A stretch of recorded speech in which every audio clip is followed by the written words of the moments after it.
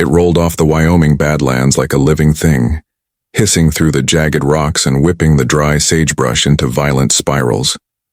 The sky was the color of tarnished copper, and the sun was nothing more than a dim orange smudge bleeding behind a wall of dust. The storm was coming fast. Cole McAllister knew he had minutes, maybe less, before the desert swallowed him whole. He yanked his hat lower over his brow and dug his boots into the shifting ground as his horse, Crow, stamped and tossed his head in agitation. The animal could smell the storm before he could see it, and that alone set Cole's nerves on edge. Storms on the high plains weren't just wind and grit. They were alive, brutal, and merciless. He spat into the dust and muttered under his breath, "Hell of a day to be out here, Cole." He'd ridden out to check the north fence of the ranch just as he'd done 100 times before, but he'd misread the sky. He thought he had hours. He thought the storm would skirt the ridge and pass him by. He was wrong. The wind sharpened, carrying with it the scent of earth and something faintly metallic like iron scraping against stone. Crow reared and whinnied, nearly throwing him. That was when Cole saw her. At first, he thought it was a bundle of rags caught on a broken mesquite branch, but then the rags moved. He blinked through the blowing grit, narrowed his eyes, and dismounted, letting Crow dance nervously behind him. There, half buried in a shallow depression carved by last season's floods, was a girl. No, not just any girl. She was small, no more than 16 or 17, her frame so slight he thought she was a child until he got closer. Her scalp was raw and bare, shaved clean as if someone had stripped her of identity itself. Her feet were naked, scraped and bleeding, and she wore nothing but a thin, torn shift of linen that clung to her like a second skin. She didn't move when he crouched beside her. "Hey." His voice came out hoarse from the grit. "Can you hear me?" Her eyelids fluttered, lashes caked with dust, and for a moment he thought she was gone. But then she made a sound low and rough, something between a gasp and a sob. He leaned closer, cupping a hand around her cheek. Her skin was ice cold despite the dry heat, and when her lips parted, a single word slipped out in a whisper so faint he almost missed it. "May." Cole froze. The storm roared closer, blotting out the horizon. He didn't have time to think about who she was or where she'd come from. All he knew was that if he left her here, she'd be dead before sundown. He scooped her up in his arms, startled by how weightless she was, and carried her back to Crow. The ride back, the storm hit them like a fist. Sand lashed his face, stinging, his eyes and cutting his cheeks open in fine, shallow lines. Crow fought him with every step, but Cole dug his heels in and pressed forward. The girl was limp against his chest, her breath ragged and uneven, and he kept muttering to her as though his voice alone could tether her to this world. "Hang on, May. Just hang on. You ain't dying out here. Not today."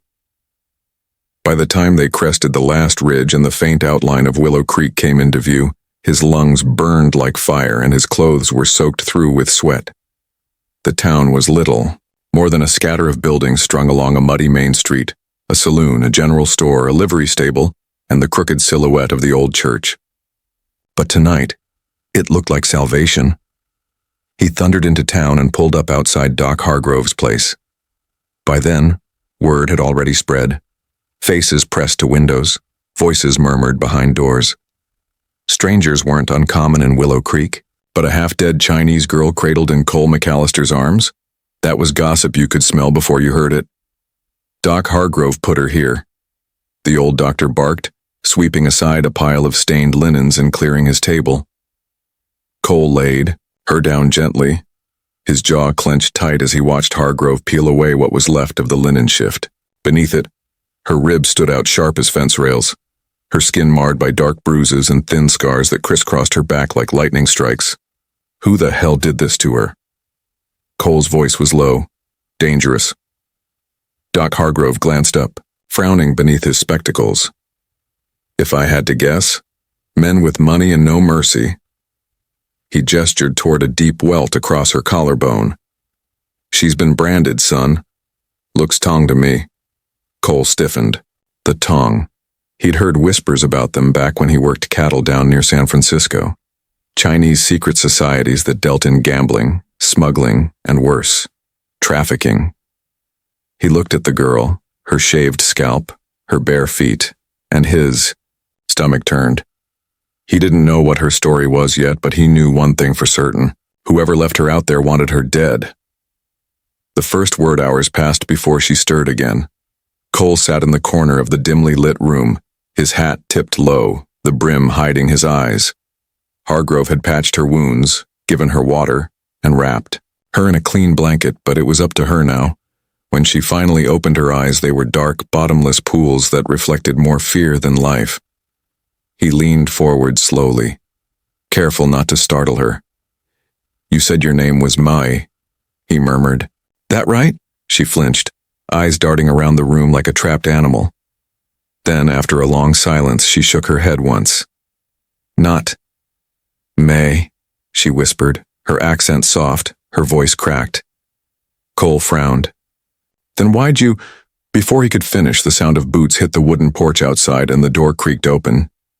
In the doorway stood a man Cole had hoped never to see again, a bounty hunter named Silas Kane, tall and lean as a desert snake, his spurs jingling softly in the hush of the room. His gaze landed on the girl, and he smiled. The air in Doc Hargrove's back room felt heavy, as if the dust storm had crawled in after them and decided to stay. Lantern light made a small yellow island on the table where the girl lay, her shaved scalp gleaming dully beneath a fresh bandage, her cheeks the gray-white of old paper. Cole McAllister stood with his shoulder against the wall, half in the shadows, the brim of his hat pulled low. He did not touch the gun on his hip because he knew that reaching for it would be like pulling a match in a dry barn. There was too much pitch and tinder in this little room, too much fear and pride and old insult. Silas Kane lounged by the door, as if he'd arrived for a game of cards rather than a reckoning, and the way he let his fingers rest on the butt of his revolver told the room who he was even before he opened his mouth. Outside, the wind ran its fingernails along the clapboards and the townsfolk's voices gathered in a nervous storm of their own, a low hiss and murmur that slipped through every crack. "You rode a long way for a mistake," Cole said, letting his words fall slow as if he were laying stones across a creek. "Ain't nothing in here belongs to you." Silas's smile was spare and unkind. "That girl belongs to somebody, McAllister, and somebody's paying." He tipped his head toward the table without looking away from Cole. "Don't much matter who carries her back so long as she gets where she's going." Doc Hargrove cleared his throat, a soft, fussy sound from a man who disliked the shape of conflict and the smell of guns. "No one's going anywhere tonight. She's cold clear through and half-starved besides. I'll not have her jarred to death just to satisfy someone's ledger." His voice wobbled at the word ledger, as if he knew that money could shuffle men around like cards and he did not wish to see it done. For a heartbeat, Silas studied the doctor the way a hawk studies a rabbit that's had the poor sense to stand up in a field. Then he made a small show of taking his hand off the gun as if to say, "See, what kind of monster do you take me for?" and leaned on the door jamb with a patience that felt like insult. "No hurry," he said. "I can wait." The girl stirred at the sound of his voice. It wasn't much, only the tightening of her fingers where Cole had tucked the blanket under her palms, the smallest twitch in the muscles of her jaw. But it drew Cole's attention like a flare. Those hands were cracked and scabbed, the nails torn to quick. Whatever road had brought her to this table had been paved in stone and spite. He wondered if she had walked for days or weeks, if she had counted nights by the position of a moon he could not see now for the dust, if she had learned that pain can be a map when every other landmark is gone. He spoke without looking away from her. She said a name earlier. Then she took it back. He paused. Maybe she don't know who she is yet. Silas made a tiny clucking sound with his tongue. Folks who are running got a habit of misplacing names and picking up new ones. But a debt is a debt with or without a name to tag it to. The door creaked and opened a hand's breadth and a sliver of the town's small, anxious world slipped inside. The smell of wet leather and horse sweat, the nervous cough of someone, trying not to eavesdrop too openly. Sheriff Calder's shoulder filled the gap, and then his lined face followed, eyes tired and mouth set like he'd been chewing a stick since morning. "I'll need everyone to keep this calm," he said, soft. "We've already got whispers out there. I won't be patching bullet holes in the street if I can help it. Silas nodded toward the girl. You can help it by reminding your friend that harboring property. That was when Cole moved. Not quick, not loud, but the way the room flexed around him made men hold their breath. He stepped between Silas and the table and planted himself there as if he were setting a post in hardpan. You finish that sentence. In this room, and you and me are going to have a different kind of talk. Calder lifted a palm in peace. Easy. He looked to Doc. How bad is she? Doc busied himself with the bandage at her temple to hide the flicker of anger that had shocked his mild eyes. Bad enough, but she's young. He glanced at Cole, then corrected himself, gentle but precise. Younger than she looks, I mean. The hunger makes a person look like a shadow. I'd mark her more like 19. Bones are done stretching, mind's still learning how to be safe. He pressed the back of his hand to her cheek. She needs sleep and food and quiet. And she needs not to be talked about as if she were a crate of salted pork. That small correction, 19, lodged in Cole's chest with relief and something like guilt braided through it. The kind of feeling a man gets when he realizes he has been guarding a door he thought kept a child from harm and finds he has been holding back a woman who has already paid more than her share of the toll. 19 was still fragile if your last year had been hard, but it was old enough to name your own soul if anyone would let you. A soft breath shivered out of the girl, and this time her eyes opened. The lantern made 2 bright coins in them. Her gaze flicked from face to face and then caught on Silas, and something like winter ran across her features. No sound, no cry, only a freezing in place, as if she had learned that the quietest animals survive the longest when the trapper comes by. Cole bent a little, making himself smaller, a trick he had learned around skittish colts and skittish people. You're safe, he said, and he was careful not to look at Silas when he said it. You're safe for now. She swallowed and tried to form a word. It came jagged, a shard of bottle glass. Not safe. The syllables stumbled, then arranged themselves with effort. Find. She touched the center of her chest, then her throat, fingers trembling, and a whispered line of sound came out that might have been a name but might just as easily have been a prayer. Silas's mouth curved. See? Even she knows the shape of the story. Calder stood straighter, that thread of steel that lives coiled inside a worn man showing itself. We'll hold this patient as long as the doc says. There'll be no removing anybody from a sickbed tonight. He let his gaze rest on Silas with a steadiness that had turned plenty of hot tempers to smoke in Willow Creek over the years. You can stable your horse and rent a room at the Blue Lamp like any traveler. Then you can come by my office in the morning with whatever paper you think you've got, and we'll weigh it on the scale that's kept this town upright since before you rolled in. Silas's eyes hooded. Maybe he could have pressed then, slouched forward and forced a decision on the spot. But something in the sheriff's voice suggested that if a line got crossed this night, it would lay a man down in it. After a long pause, Silas touched the brim of his hat as if they were all still pretending at courtesy.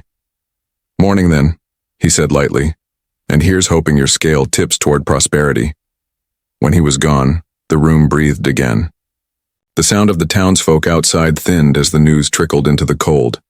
Nothing to see, not yet. Move along, move along. Calder rubbed a hand over his jaw and looked at Cole. You know what this means. Means I sleep beside this table with the door barred and my boots on, Cole said.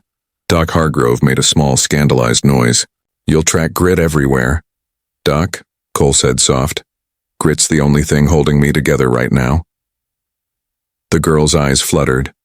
She was drifting, the rough edge of wakefulness slipping into a softer dark. Before sleep? Took her? She turned her head ever so slightly toward Cole and whispered something that sounded like 2 syllables of snow. He leaned closer. Say it again. Xu, she breathed, and the way she shaped the word made it like a flake dissolving. On the tongue, Xu, Cole repeated, careful. That your name? She hesitated, then picked a single nod out of the hundreds that fear had made inside her and gave him that one. Doc exhaled. Better than not, May. He wrote the sound down on his little slate in clumsy chalk letters, Xu, and underlined it as if a line of chalk could be a small rail around a fragile thing. Cole glanced at the slate. What's it mean? Xu's eyes had already closed, but her lips shaped one more whisper. Snow. Seems fitting, Doc said quietly, looking at the pale band of her scalp, at the silent drift that had settled onto her spirit. Snow falls in all kinds of weather and gets blamed for covering trouble it didn't make. The sheriff left, with instructions to keep the street calm, and the night rearranged itself. Doc puttered and brewed something bitter that he swore strengthened the blood. Cole stretched a bedroll by the door, his back against the wood, boot heels crossed. The girl slept in a thin, feverish flutter. When Cole closed his eyes, he saw the badlands, the wind-blown cut where he had found her, the way her fingers had curled like twigs in the sand, the way the storm had thrown grit in his teeth as if daring him to swallow it. He rested a palm, on the floor feeling the plank's cool grain, and told himself he would be whatever plank she needed to cross the next rough piece of river. Morning dragged light across the town like a tired broom. The storm had spent itself, leaving drifts of dust in the lee of every building. Maggie O'Dowd, who baked bread and little fruit pies that made men weep neat tears when they thought no one could see, arrived with a basket and a bundle of soft words. Elsa Bratt, the Norwegian widow who ran the wash house with her big-knuckled niece, brought clean linens and a look that said she'd fight a cyclone with a laundry paddle if it raised a hand at this girl. The townsfolk had that way about them, suspicious of strangers in the abstract, tender with suffering that had a face. Cole watched as Maggie brushed a curl of hair that wasn't there from Xu's damp forehead in a gesture she must have made to 1,000 fevers, and something tight inside him unwound like a rope coiled wet too long. The day had hardly settled before the first trouble arrived. 3 of Jory Nash's steers were found dead in the north pasture, bellies tight with gas and tongues blackened. Jory himself lifted the lid off the pane with both hands and let it pour onto the street. Somebody had cursed his herd. Somebody had brought bad luck into Willow Creek. Somebody knew. It took only the length of 2 doorways for that somebody to attach itself to Xu in the alley mind of the town. Whispers moved from mouth to ear like a sickness. The girl came, and the wind came. The girl came, and the cattle died. The girl came, and Silas Kane came with her shadow like a second sunset. Sheriff Calder stamped out the worst of it with steady boots. But gossip is a brush fire, and men like to warm their hands. By noon there were 2 women at Doc's door with stiff backs and folded hands asking whether demons could be hidden in a person's skin. By 2 there was a man across the street reading loud from a worn Bible, choosing verses where goats perished and God tested towns with strangers. Doc Hargrove, who believed in fevers and stitches and the way a body repairs itself when given the chance, would not permit the word witch in his office. But words are sneaky. If you bar one from your doorway, it might climb in under the eaves. Woke hungry and confused to a world that had already made a story about her, Maggie cooed and spooned her broth. Elsa wiped her face with practiced care, and Cole tried to see which pieces of the room made her flinch so he could dull their edges. She studied the window as if a map were written in the warp-bubbled glass. When Cole spoke her name, she looked at him quick, like a bird watching the hands that might move toward it, and something cautious but alive flickered behind the fear. That small flicker warmed him more than any bowl of chowder he had carried through sleet to a bunkhouse stove. And it mortified him too, because he knew how a man's protectiveness can turn into a harness. If he isn't looking, Doc found a slate and a stub of chalk and set them in Xu's lap. Maybe you can draw it, he said gently, tapping his own chest where a name might live. How you came to be here. He made a circle with his finger in the air.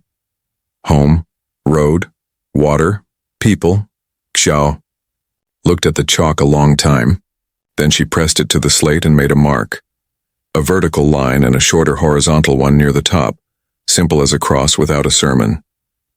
She stared at it, frowning, and then added 2 little angled lines near the center. One left, one right. The result looked to Cole like a person standing with arms out, refusing a thing or asking for it, he could not tell. She studied the figure and shook her head. Not right, and drew again. This time a rough rectangle with a scallop along one edge. Elsa's eyes softened. Wave, she murmured. See. Xu nodded once. Then she drew a curve like a bowl, and inside it a series of lines that looked like little ribs. Maggie's hand flew to her mouth. Ship, she guessed. Xu nodded again, but the nod thickened with grief and suddenly the chalk went still in her fingers. Cole felt the change before she made a sound, the way the air pressed tight around her, the way her breath hitched. He put a hand out, palm up and empty on the table where she could see it, a gesture that had quieted skittish colts and raging men. Easy, he whispered. You're here now. It took a long while for the first words to arrive. When they came, they were slow and stubborn and brave. Fran. She frowned, hunting for it, and Maggie supplied the rest, soft. San Francisco? Xu nodded. House? She added. And then she took a breath that shivered like glass, and the next word came wrapped in disgust and shame that did not belong to her. Men. Doc's mouth flattened. That'll be enough for today? He took the slate. The rectangle of the ship and the lineman and the wave remained there, stark as a scar. Those drawings began to walk the town by supper. Someone who had seen them told someone who had not. And by evening, half of Willow Creek could picture a ship none of them had seen, making its slow cut through green water toward a city most of them would never visit. Silas waited. He ate steak and beans at the Blue Lamp and laughed in a low voice with men who had the kind of eyes that always know how many chairs are in a room. He kept his horse fresh and his powder dry, and he did not go to the sheriff's office until he had something to carry with him like a flag. There were rumors that he had sent a wire at dawn. There were rumors that a wire had been waiting for him. Rumors are easy to braid into a noose, and by sunset, men were measuring necks. That night, Willow Creek slept badly. She dreamed with her eyes open, small jerks of her hands punctuating breaths that turned shallow and quick every time footsteps passed in the street. Cole did not sleep so much as lean his head against the wall and count the slow seconds until the bell at the livery told him a new hour had limped in on tired feet. Just after 2, a coyote called from the hills with a note that would make a man's bones feel lonely. At 3, it began to snow. Only a little, the tiniest drift of white powdered sugar sifting down from a sky that had decided to make poetry, out of dust. Doc Hargrove grinned at the window like a boy. Look at that, he whispered. Xu brought her weather. Morning delivered a package of trouble tied up with an expensive ribbon. Silas walked into Calder's office and laid a folded paper on the desk. The sheriff read it with a face that did not move except for the muscle in his jaw that clicked, once and then held. He read it again. Then he walked out onto the boardwalk to look at the day, as if the sky might have a different opinion on the matter than the ink did. By afternoon, every man who made it his business to know other men's business had heard the contents. A private bounty posted out of San Francisco with a tong seal pressed into scarlet wax. A description of the girl that would have been vague if not for a tiny detail that made Cole's stomach sink. The brand at her collarbone in the shape of a crooked river. The paper set the price at $500 in gold for her return to the Harbor District and $200 for proof of her death if return proved impossible. It used the word property with a coolness that could make water freeze in August. It did not say her name. It did not ask for a name. Sheriff Calder called a meeting because that is how decency fights panic in a town. Men propped shoulders against posts and put their boots up on rails and said careful things. Old man Pritchard, who had come west on a wagon that broke 3 times and took a winter crossing that killed 2 of his children, argued that if the law didn't apply to the most vulnerable folks in the place, it didn't apply to any of them. Jory Nash muttered about his cattle and stared at the floor like he wanted the boards to tell him he was right. Maggie stood with her arms crossed and her jaw set, and beside her Elsa Bratt looked like a mountain people had tried to move 3 times and given up on. Silas let the conversation slide over him. He had the air of a man who has already baited a trap and now just needs the animal to walk into it by nature. When he spoke, it was to Calder. It's not your job to become part of a quarrel that started 3 states over, he said mildly. It's your job to keep peace, and the quickest way to peace is to remove a hot coal from the room. He touched the paper with a fingertip. My commission is clear. Calder studied him a long time. Your commission is a piece of paper, With money at the bottom and some men's fear stamped in wax, he said. My commission is what I can live with when I look at myself in a mirror. He tipped his head toward Doc's door across the street.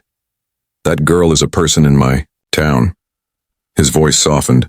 A thread of compassion laid across a line of law. If she is truly wanted for some crime, we can talk about that the way we do here, with words that aren't dipped in coin first. If she isn't, then she will not be taken out of a sickbed because some men with better shoes than ours think they can buy our conscience. Silas's smile did not alter so much as a molecule. And if she runs in the night and the men with better shoes send others who wear their knives in their sleeves, what then? Whose blood stains your conscience then, Sheriff? No one had a clean answer. That is the trouble with moral puzzles. The correct answer is only obvious if you don't stand where the blood will land. While the town talked, Cole moved like a man building a fence in a storm, quickly with his head down and his hands sure. He made arrangements with Elsa for clothes that would not chafe Zoo's skin. Soft flannel, a shawl, a cap. He went to Mr. Watson's general store and bought a small hand mirror and chalks in 5 colors and a little cloth bag to keep them in. He returned to Doc's and sat in the chair by Zoo's bed while the snow decided it liked the idea of itself, and came down a touch bolder.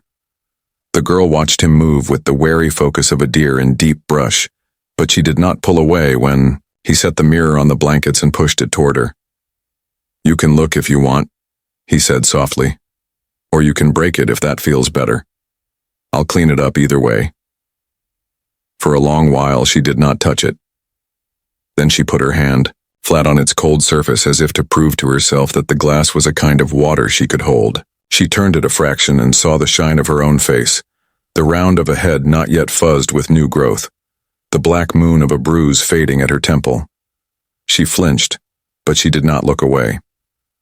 Then, very slowly, she tilted the mirror so that it held his reflection beside hers. She studied the two faces, hers, foreign and familiar at once, his, weathered and solemn with a bruise of dust along the cheek where the storm had kissed him. And her mouth made a line that wavered, but did not vanish. Not which, she whispered without looking up from the glass, as if answering a question that had been asked outside the door and had slipped under it like smoke. No, he said. You are a person. He caught Maggie in the corner of his eye, turning her face so swiftly that her cheek shone. Sometimes a man's voice can be a hand over coals for someone else too. The sickness among Jory's cattle grew by evening as such things do, with its own logic and timetable, indifferent to human song and fear. Doc Hargrove rode out with a bottle of carbolic and an old ragged manual he'd learned to trust more than anything a wealthy man in a city swore by. He slit and bled one carcass and shook his head and said Blackleg with a sigh that was not entirely despair. Blackleg had come with the spring sometimes, silent in the soil, waiting to take a bite out of a herd that hadn't seen it before. It had no ear for curses and could not feel the weight of the townspeople's eyes on the back of its neck. But rumor does not care for diagnosis, and by nightfall, 3 more men had decided that if the girl stayed, their luck would leave. A small, frightened crowd formed again near Doc's porch. The wind had teeth now, sharp and busy. Lanterns bobbed and swung and made everyone look like ghosts practicing how to be human. Sheriff Calder stood on the top step with his hands in his coat pockets, as if the pockets might hold the right words like coins he could count out and hand around. Cole took his place at the bottom, not to block anyone's way, but to remind the night that there were certain bodies it would need to step through to reach the girl. Maggie, tired and fierce, stepped up beside him. You can be afraid and be kind at the same time, she said loudly enough that timid ears could hear. I've done it all my life. Helps to put something warm in your belly while you do it. She lifted a basket. I brought biscuits. Laughter loosened the knot in the street. The crowd did not break, but it breathed easier. And then Silas Kane walked from the blue lamp with a calm that looked practiced, and a document in his hand that glinted faintly like a blade. He did not climb the steps at first. He stopped in the middle of the street where the lanterns could dress him in their wavering gold, and held the paper up so that it made a pale flag in the wind. Sheriff, he called, conversational, as if the two of them were discussing weather on a porch. I let your morning and your afternoon run in the direction you prefer. Now I'm going to tell you the direction the river's flowing. Calder's mouth thinned. Then tell it. Silas unfolded the paper and read, his voice clear and deliberate, a man used to performing words for effect. By commission and contract, entered in good faith by signatories known to the undersigned. He did not bother to hide the way. The phrase pleased him. A reward has been posted for the return of the chattel herein described, or for sufficient evidence of termination in the event that humane conditions or reasonable resistance prevent transfer. The instrument of commission authorizes agents to act with all necessary force. The indemnity shall be paid upon presentation of proof. Alive or dead. The last 3 words moved across the crowd with an ugly grace, finding mouths to repeat them. Alive or dead. Alive or dead. Cole felt them like stones in his stomach. Maggie whispered something that might have been a prayer into her apron. Elsa did not move at all. Mountains do not tremble for wind. Calder reached the bottom step, facing Silas now with no wood between them. You read long words to make a man feel small, he said, plain. But I hear what's inside them well enough. He looked at the paper, then back at Silas. And I don't honor it. Silas's brows crept up a fraction, impressed or pretending to be. You don't honor money, or you don't honor private contracts, or you don't honor the safety of your townsfolk who are sleeping less soundly because a little storm washed something dangerous into your creek? I don't honor a piece of paper that says a girl can be weighed on a scale against a stack of coins, Calder said, and I especially don't honor paper that says the stack of coins stays the same whether she breathes or not. He took a step into the street, and the snow caught in his beard like salt. This here is Willow Creek. If you want to test contract law, ride to Laramie. If you want to test God, try your luck at the church.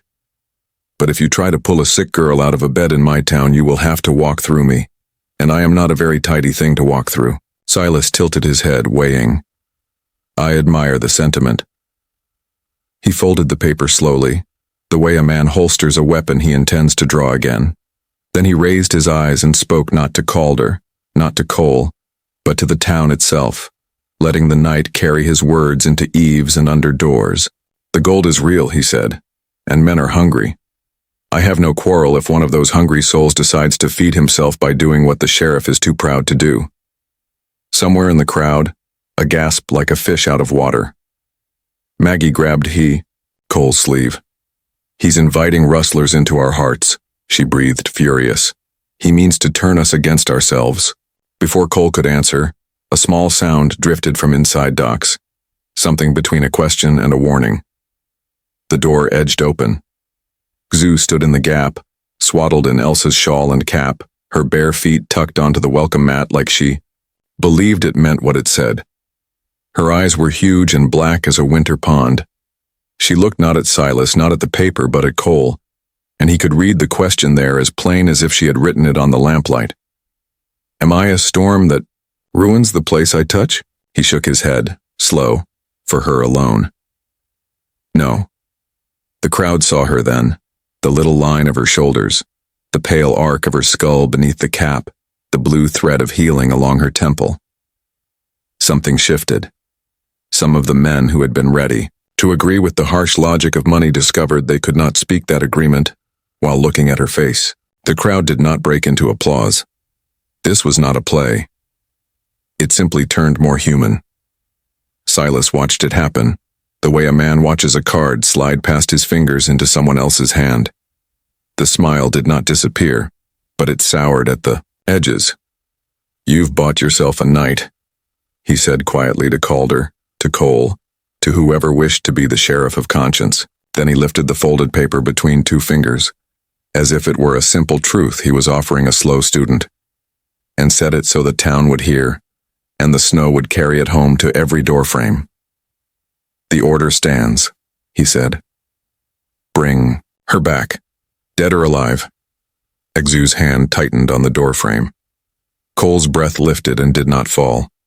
The snow found everyone's eyelashes and stayed, and somewhere out beyond the ridge, as if answering a call no one had wanted to place, a second rider came hard through the dark, a stranger with city polish and riverbank eyes, bearing a red-sealed packet, that would make the night lean forward and listen. It was the kind of snow that didn't belong in Wyoming this early in the season. Fine white powder floating down from a gray belly of sky, a soft and silent thing that tried and failed to hide the sharp edges beneath it. The roofs of Willow Creek were dusted white, but the streets below were nothing but mud and frozen ruts, churned by hooves and wagon wheels. The cold bit like a wolf with lean ribs, and in that breathless hush, every sound carried. Cole McAllister stood at the corner of Doc Hargrove's porch, hat pulled low, one boot hooked against the railing. His arms were folded tight across his chest, partly against the wind and partly against the rising tension coiled in his gut. The girl, Xu, was inside, sleeping fitfully, her fever finally broken but her body still fragile as bird bones. For 2 nights, Cole had barely closed his eyes, keeping his bedroll by the door like a sentry, his Colt within reach. He'd thought Silas Kane was trouble enough. He hadn't reckoned on another one riding in.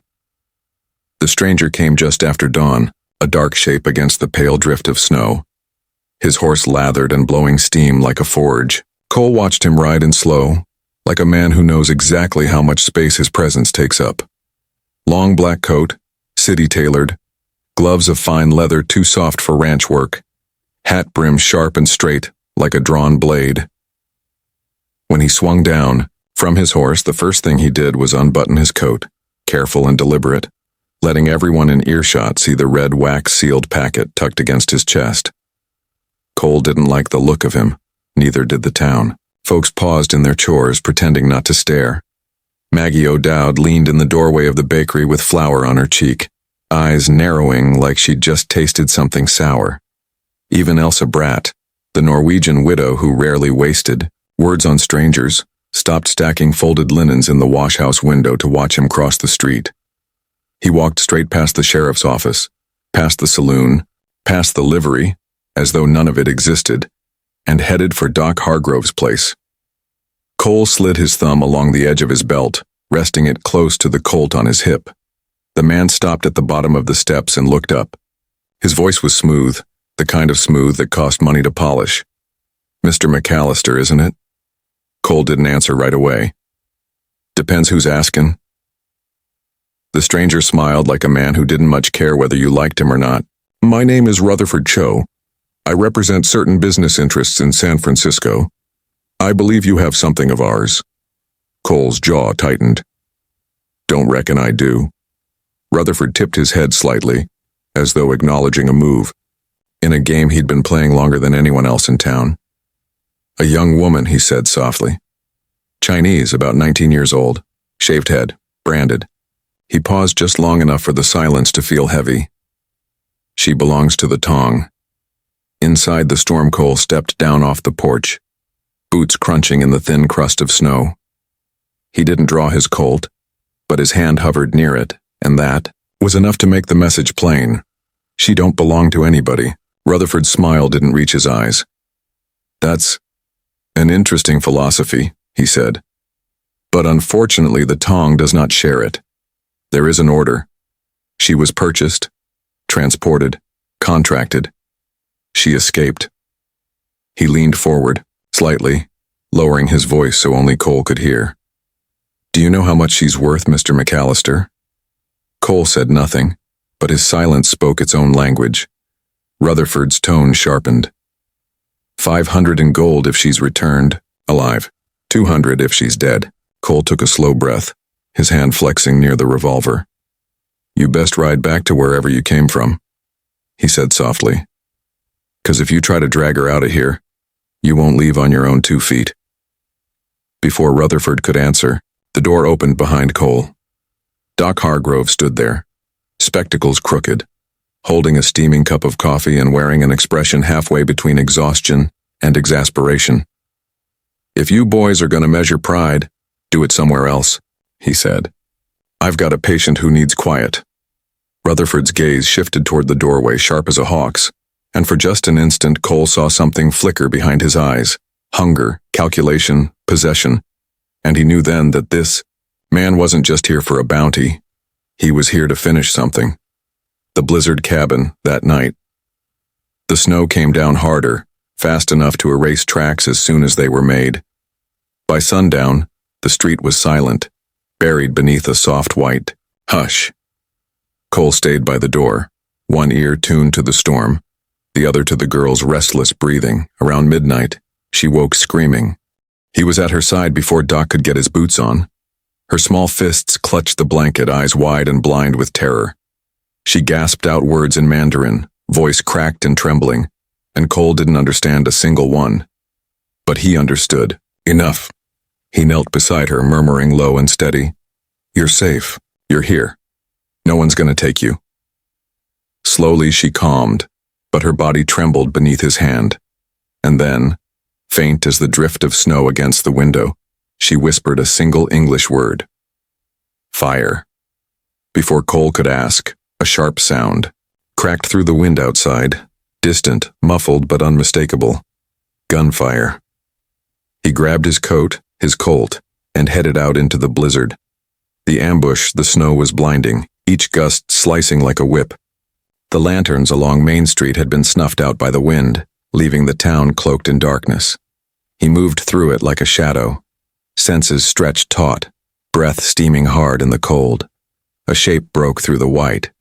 Silas Kane, crouched low behind a hitching post, rifle cradled in his arms. You hear it too? Cole whispered. Silas nodded, eyes scanning the swirling dark. 3 men, maybe 4, moving west of the livery. Tong? Could be, Silas said. Could be bounty hounds. Either way, they ain't here for us. Cole thought of the girl, fragile as glass inside Doc's warm lamplit room. His chest burned. We need to move her, Silas muttered. Storms covering sound. Best chance we'll get. Cole didn't like it. Moving her in this weather was a risk. But leaving her here, trapped between a Tong envoy and whatever men were lurking in the blizzard, was worse. By the time they reached Doc's, the plan was set. Pack what they needed. Saddle Crow. Take the ridge path out toward the abandoned miner's cabin 5 miles north. Safer there till dawn. He hated himself for what he had to do next. Waking her, wrapping her in blankets, lifting her into the saddle in front of him. She was so small, so cold, her breath feathering against his chest. Hold on, he murmured. And she did. Shadows in the snow. The ride was slow, each hoofstep sinking deep into the drift. The storm swallowed sound, turning the world into a muffled, endless white.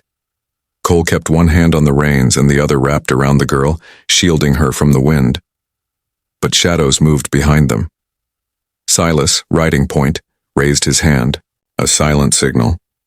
Cole squinted into the storm and saw them. 3 riders, black silhouettes against the white curtain of snow, gaining ground fast. Keep going, Silas called over his shoulder, voice lost in the wind. I'll slow him down.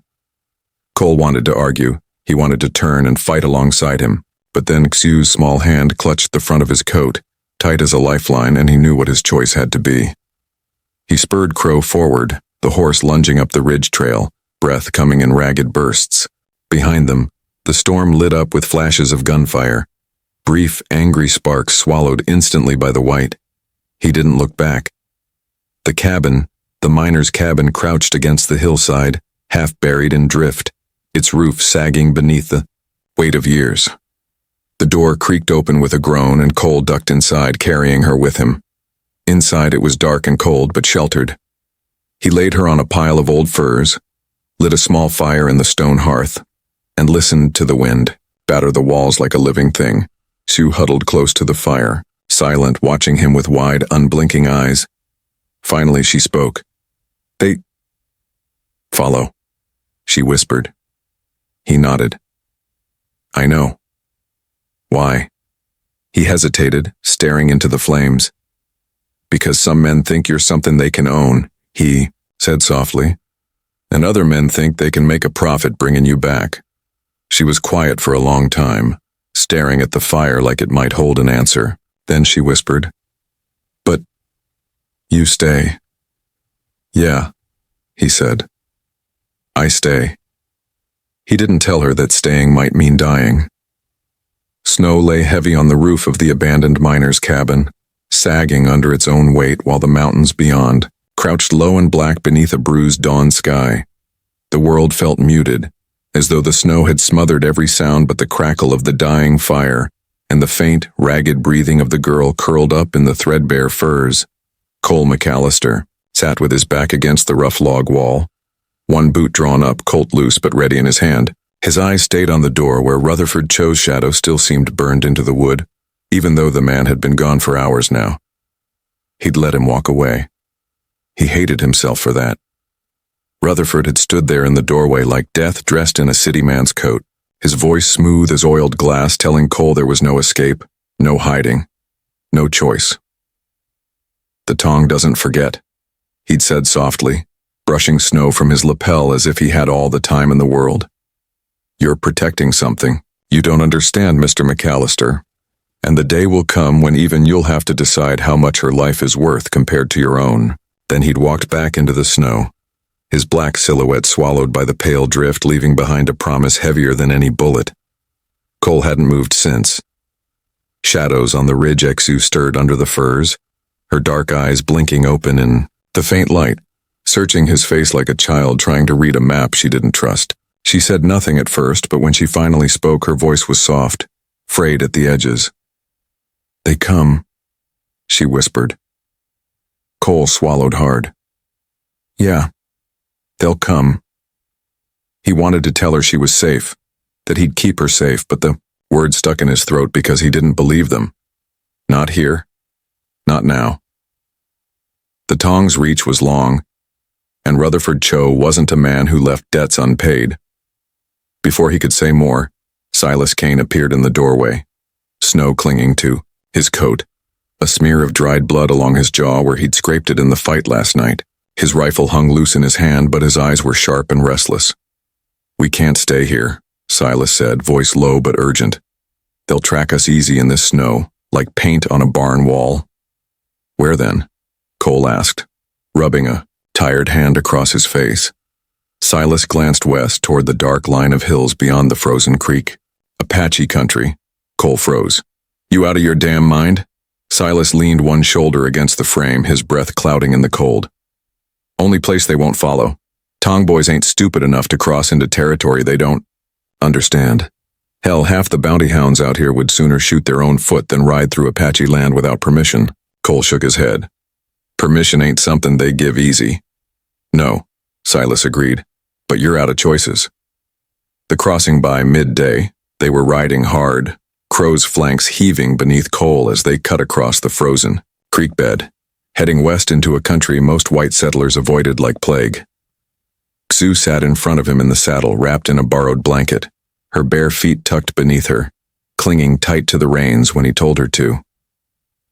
The land changed. As they rode, the snow thinned under the shadow of the hills, replaced by hard earth and jagged stone. Ancient red cliffs rose like broken teeth against the pale winter sky, and the wind carried a silence older than any town, heavier than any church hymn. Cole could feel her breathing against him, shallow and quick, and wondered how much she understood of where they were going. He didn't know what waited beyond those hills, safety or death or something stranger still. By the time the sun started to sink behind the rocks, the first riders appeared. They came like ghosts, silent and sudden, materializing from the canyon, shadows as if the land itself had birthed them. Half a dozen Apache warriors, mounted and watchful, bows strung and rifles slung low, painted faces unreadable, black hair braided against the wind. Cole reined in Crow, raising one hand slowly, palm open. Silas followed suit, keeping his rifle low but ready. The lead rider approached, a tall man with eyes sharp as flint, his expression carved from stone. His horse moved with the kind of grace that came from a lifetime in the saddle, every motion, silent and sure. "This is Apache land," the man said in accented but steady English. "You ride without permission?" Cole nodded once.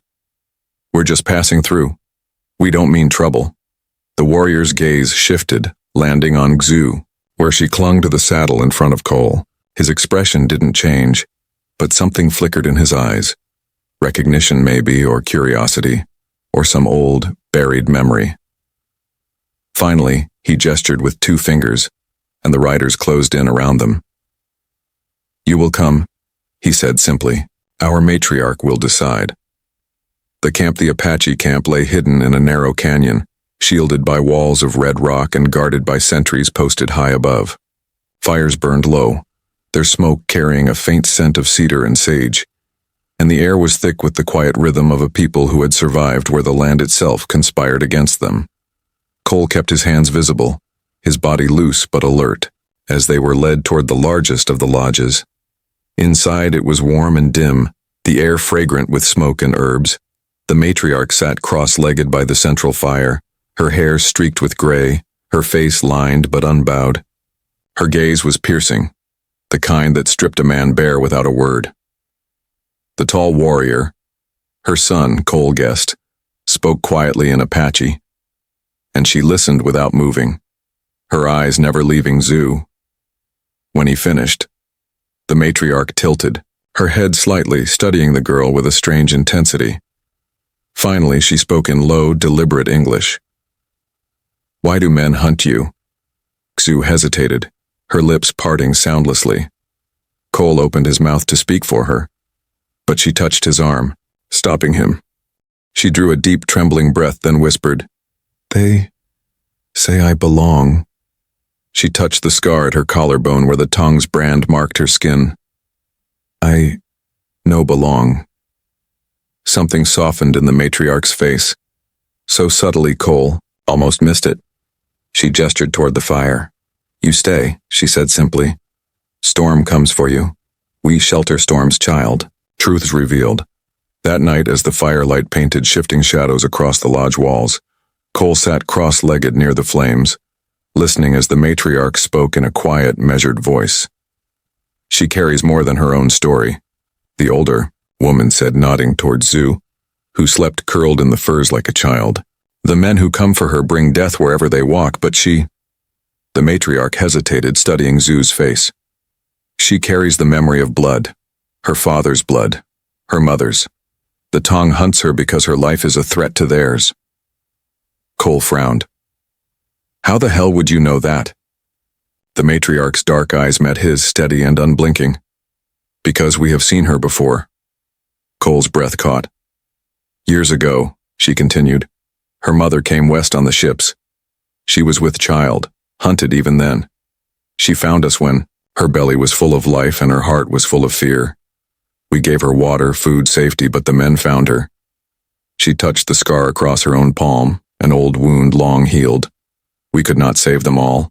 Cole looked at Zoo, sleeping soundly for the first time in days, and something cold settled in his gut. This wasn't random. This was inherited. The bargain at dawn, Rutherford Cho arrived at the edge of Apache land with 10 Tong enforcers at his back. They stood on the ridge above the canyon, rifles slung, silhouettes sharp against the rising sun. Cole stepped outside the lodge to meet them, Silas at his shoulder. The Apache warriors fanned out silently around them. Rutherford's voice carried across the canyon like a blade sliding from a sheath. "This doesn't have to be bloody, Mr. McAllister. Hand her over and we walk away." The matriarch stepped forward then, her voice quiet but commanding. "This land keeps who it chooses," she said. "You do not walk where you are not invited." Rutherford's gaze hardened. "You'd make enemies of men who cannot be bargained." With the matriarch lifted her chin. "Then they will learn what it is to bleed." The tension stretched taut, like the moment before a thunderclap. Cole's hand drifted to his Colt. Silas's rifle came up, slow and steady. The Apache warriors notched arrows, their faces expressionless but their intent carved into stone. And in that brittle silence, Xu stepped forward. Her voice was soft, almost lost beneath the wind, but every man heard her. "No more running," she said. "I choose my name." The sound of gunfire echoed through the Red Canyon walls like trapped thunder, rolling back and forth until it felt as though the earth itself trembled beneath their boots. Cole McAllister moved like a man running through a nightmare. Every sound sharp, every breath burning in his chest. Every motion slowed by fear and the weight of decisions he hadn't wanted to make. Apache arrows whistled overhead, finding their marks with deadly precision, while Tong rifles cracked sharp and cold against the winter air. The canyon floor was chaos. Horses screaming, men shouting in languages that tangled together into something primal and furious. And above it all, the drums of Cole's own heart pounding louder than the shots. Yu clung to the shadow of the matriarch's lodge, her blanket tight around her shoulders, breath misting in the cold. She was small against the blood-red rock, but her eyes were wide and unblinking, fixed on Cole, as if she were tethering herself to him by sight alone. Silas Kane crouched, behind a fallen log, his rifle snapping out sharp measured fire, teeth clenched against the smoke and the sting of powder. When he caught Cole's eye, he jerked his chin toward the high ridge above them. "They're flanking," Silas shouted over the roar. "Get her out of here." But Cole couldn't move. Not yet. Not with Rutherford Cho standing untouched, in the chaos calm as a man ordering tea in a San Francisco parlor. Rutherford's game. Rutherford didn't fire his weapon. He didn't even seem to breathe hard. He stood in the saddle like a man waiting for a door to open, his black coat snapping in the wind, his gloved hand resting casually on the polished grip of his revolver. When Cole finally forced his voice, past the ringing in his ears, it came out low and rough. "Call him off, Rutherford. No one needs to die for this." Rutherford turned his head slightly, his dark eyes cutting through the smoke and snow. "No one ever needs to die, Mr. McAllister," he said, voice soft, almost conversational. "And yet men do. You've seen enough of this country to know that." Then, slowly, as though the whole fight belonged to his rhythm, Rutherford raised his revolver and fired once.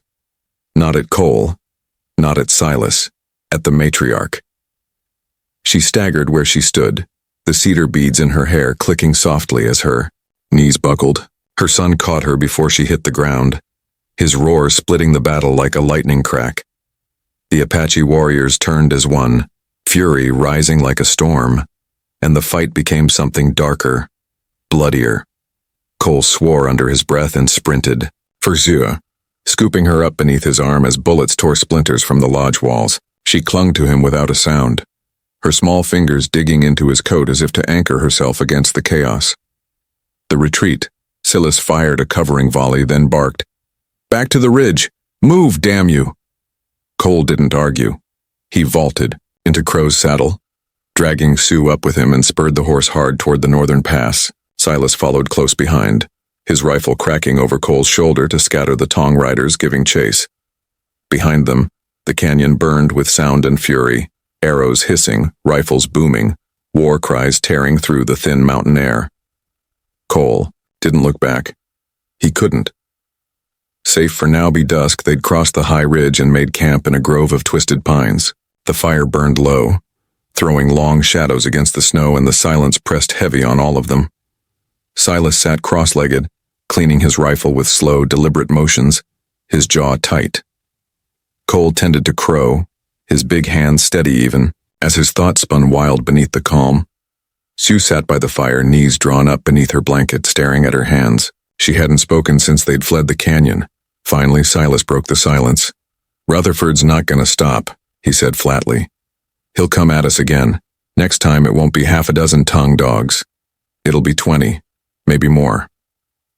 Cole didn't answer right away. Instead, he reached into his coat pocket and drew out the folded scrap of parchment he'd taken off one of the Tong riders earlier, a crimson seal stamped into the corner. He unfolded it slowly, smoothing the creases against his knee, and stared at the neat, careful characters written in ink darker than blood. Silas leaned over his shoulder, squinting. "That Chinese?" Cole nodded. "Apache matriarch translated some before." He stopped, the memory of her falling hitting him like a kick to the chest. Sue's voice, quiet and fragile, cut through the hush. "It says, 'My name,'" she whispered. Cole looked up sharply. "Xu?" She shook her head. "Not Xu." Her trembling hand brushed across the paper, tracing the careful strokes of ink. "Xu is what my mother called me. But Tong, they call me something else." Her eyes lifted, wet and shining in the firelight, and when she spoke the next word, it landed heavy as an axe on frozen wood. "Daughter." Cole blinked. "Daughter?" She nodded once, then looked back to the fire. "My father," Tong leader, she whispered. He want me dead. The weight of blood. The words hung in the cold air, solid and immovable. Silas cursed under his breath, dragging a hand down his face.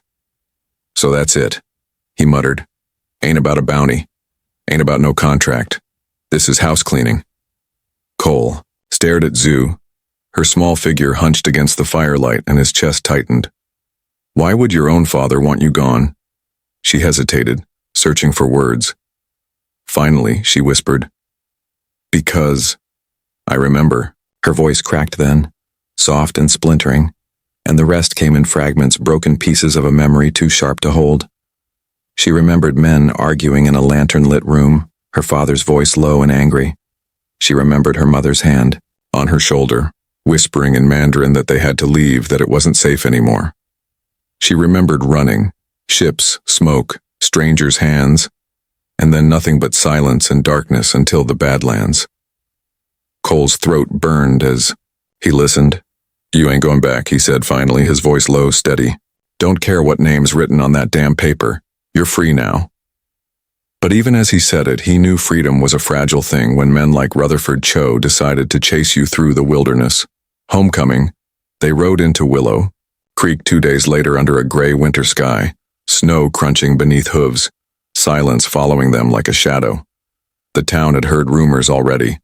Whispers carried faster than wind in a place this small. Folks leaned out of doorways, eyes sharp and wary, watching Cole ride in with the girl huddled against him. Sheriff Calder was waiting on the boardwalk outside his office, his face drawn and pale. Trouble's coming, Cole, he said quietly. I've had 2 telegrams in as many days. Tong men are riding north, bounty hunters too. Cole slid off Crow, jaw set. Then we make a stand here. Calder gave him a long look, then nodded. You'd best be sure. Gunfire at Willow Creek. The first shot came just after sundown. Rutherford Cho had returned, this time with a small army at his back. Tong riders, hired guns, men who smelled blood and gold in equal measure. They came down Main Street like a storm, of their own, rifles bristling, boots pounding, voices raised in a single terrible purpose. Cole and Silas took positions on the roof of the general store, their rifles steady, hearts pounding like war drums. Sheriff Calder and half the townsfolk hunkered behind barrels and wagon wheels, eyes wide with the weight of what was coming. Shu was hidden in the church basement with Maggie and Elsa, but Cole could feel her fear like a ghost in his ribs. When the Tong opened fire, Willow Creek erupted. Glass shattered, smoke billowed, and bullets tore splinters from the clapboard walls. The air filled with screams and gunpowder, with the smell of blood and fire. Cole fired until his rifle clicked empty, then switched to his Colt, shouting orders he couldn't hear over the roar. Silas went down once, a graze along his shoulder, but came up grinning like a madman, teeth red with powder smoke. By the time the night settled into a raw, burning quiet, Willow Creek was unrecognizable. Buildings smoldered, windows gaped like broken teeth, and the main street was littered with bodies. Tong, bounty hunters, townsfolk, and Rutherford Cho was still standing. Embers floated on the frozen air like dying fireflies drifting across the ruined rooftops and settling in the snow where they hissed and vanished. The church bell had cracked under the heat, its twisted shape still clinging to the steeple like a broken tooth. The saloon's shutters were blown inward, windows shattered, the piano tipped on its side in the wreckage. The street was littered with bodies, Tong enforcers, hired bounty men, townsfolk who had grabbed rifles because the town was theirs, and they meant to keep it. The air reeked of blood, gunpowder, and smoke. Cole McAllister stood at the center of it all, his boots sinking into ash-stained snow, his Colt dangling loose in his hand. His breath came in ragged bursts, each one cutting against the cold, but his mind wasn't on the dead. It was on the scream he'd heard just before the fight ended. Shu? The empty basement, Cole stumbled through the splintered doors of the church, boots crunching glass and charred wood beneath his weight. The pews were overturned, hymnals scattered like fallen leaves, and the faint smell of burnt cedar hung heavy in the air. He vaulted over the rail to the trapdoor that led into the basement, his heart hammering like a blacksmith's forge. Empty. The lantern lay shattered on the floor. Maggie's shawl lay tossed near the wall, streaked with soot and blood. Elsa's washhouse apron had been ripped clean down the middle. But Xu was gone. Cole leaned one hand against the damp stone wall, forcing air into his lungs while the weight of it sank in. Rutherford Cho had her. What's left standing by? Morning. The town gathered in what was left of Sheriff Calder's office. Little more than a room half collapsed on one side, snow blowing in through a jagged hole in the roof. Those who could still stand were there.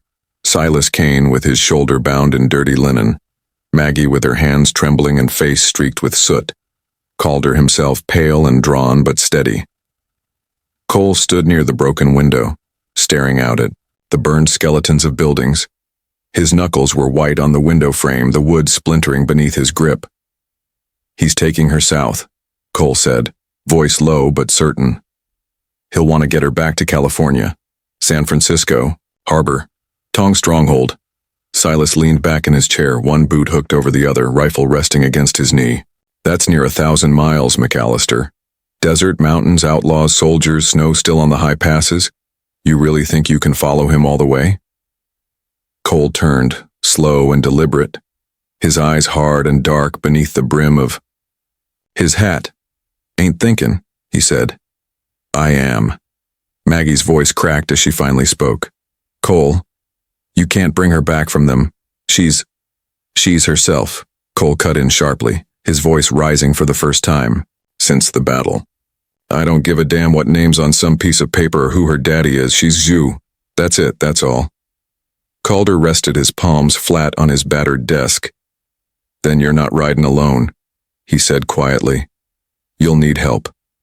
Silas snorted, but stood anyway, swinging his rifle onto his shoulder. Figured I'd get myself killed sooner or later. Might as well be on the right side of history.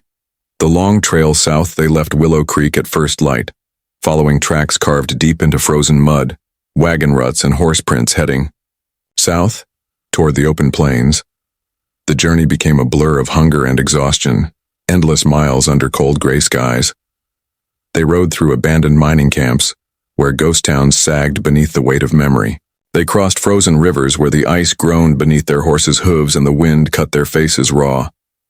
Each night Cole dreamed of her.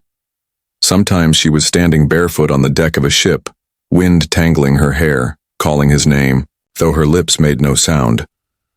Other nights, she stood in a narrow alley between Tong gambling dens, her eyes hollow and empty, reaching for him through smoke and shadow while he stood frozen on the other side. Every morning, he woke with the same thought pounding through his head like a drumbeat. Find her. Xu's captivity. Xu woke in darkness. Her wrists were bound, her ankles tied, the damp wood beneath her smelling of salt and old blood. The rocking beneath her body told her she was in a wagon, moving fast over uneven ground. She forced herself to breathe evenly, to keep her mind sharp even as fear crawled like fire beneath her skin. Rutherford Cho sat across from her, his fine coat dusted with ash from Willow Creek, his expression as calm as if they'd just left a dinner party instead of a battlefield. You've cost us more than you know, he said quietly. Xu stared at him, silent. Your father ordered this, Rutherford continued, his voice smooth, but edged with steel. He built an empire on blood and fear, and you were never meant to outlive it. You are the loose thread that unravels everything he's built. Her throat worked as she found her voice, small but steady. Then why not? Kill me? Rutherford's eyes flicked to her, sharp as a blade. Because you're worth more alive, he said simply. Ambush at Black Mesa. Cole caught up with them at Black Mesa, a jagged stretch of rock and dust where the trail narrowed between towering cliffs. The Tong had 3 wagons, 8 riders, and Rutherford at their head. Cole had Silas, a worn rifle, and more anger than sense. They struck at dawn. Rifle shots cracked like thunder against stone, dust exploding in sharp bursts where bullets struck the cliffs. Cole rode hard, Crow's hooves hammering the frozen ground, his colt barking fire into the cold air. Silas covered him from the ridge above, each shot precise, clean, deadly. The fight was quick and brutal, blood soaking into the frozen earth as Tong enforcers fell one by one. When the smoke cleared, Rutherford was nowhere to be seen, and Xu was gone again, the revelation Cole tracked Rutherford for 3 more days, following signs through canyons and dry riverbeds, until he found him at a small adobe mission on the edge of the desert. Inside the mission's crumbling courtyard, Rutherford stood waiting, hands folded behind his back as though he'd known Cole would come. "You're persistent," Rutherford said, his voice quiet, almost approving. Cole's Colt hung heavy in his hand. "Where is she?" Rutherford studied him for a long moment before answering. "Your loyalty is touching," he said softly. "But you don't understand, McAllister. The Tong will never stop hunting her. They won't stop until she's dead, because as long as she draws breath, their power is fragile." Cole's jaw tightened. "Then we'll burn their power to the ground." Rutherford smiled faintly, almost sadly. "You still don't get it," he said. "It's not just about power." He stepped closer, his voice lowering to a near whisper. "She's not just her father's daughter. She's his heir, his chosen successor. Whether she wants it or not, every man in San Francisco's Harbor District will either kneel to her or kill her trying." The choice, Cole found her in the mission sanctuary, sitting barefoot on the cold stone floor, her knees drawn to her chest. She didn't look up when he entered, but when he said her name, she lifted her face and he saw the weight in her dark eyes. "It's true," she whispered. "Everything he said. My father. He made me his heir before I was born." She drew a shaky breath, hugging her knees tighter. "If I live, Tong fight Tong. If I die, Tong stay strong. So they want me dead." Cole crouched in front of her, his rough hands settling gently on her shoulders. "You ain't what they made you," he said softly. "You get to choose who you are. They don't own your name. They don't own you." Her lips parted, trembling. "Then who am I?" Cole met her gaze steady and sure and said the words like a promise. "Whoever you decide to be." The girl who chose her name. At dawn, they stood on the edge of the desert, watching the sun bleed red across the horizon. Yu turned her face into the light, breathing deep, and when she opened her eyes again, something new lived there. Something unbroken. "My name is Meizu," she said quietly, tasting the sound on her tongue. "Me for my mother. Xu for myself." Cole nodded once, his throat too tight to answer. Behind them, Rutherford's trail vanished into the rising sun. He was gone, for now, but Cole knew the Tong would come again. Maybe tomorrow. Maybe a year from now. But for the first time, since he'd found her half buried in the badlands, barefoot and nameless, Meizu wasn't running, and neither was he. Epilogue Willow Creek rebuilt slowly. The scars remained. Blackened timbers, empty door frames, graves on the hill. But so did the people. Maggie reopened the bakery with a sign painted by hand. "We rise again." Elsa stitched new curtains for the church windows.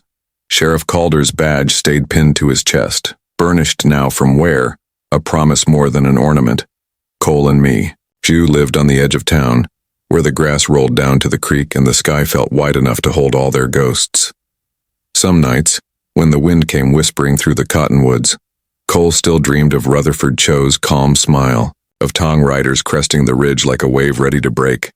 But every morning, he woke to the soft sound of her voice, steady and sure, whispering the name she had chosen for herself. Mixu, Snowflower. And in a world that had once tried to erase her, that was victory enough.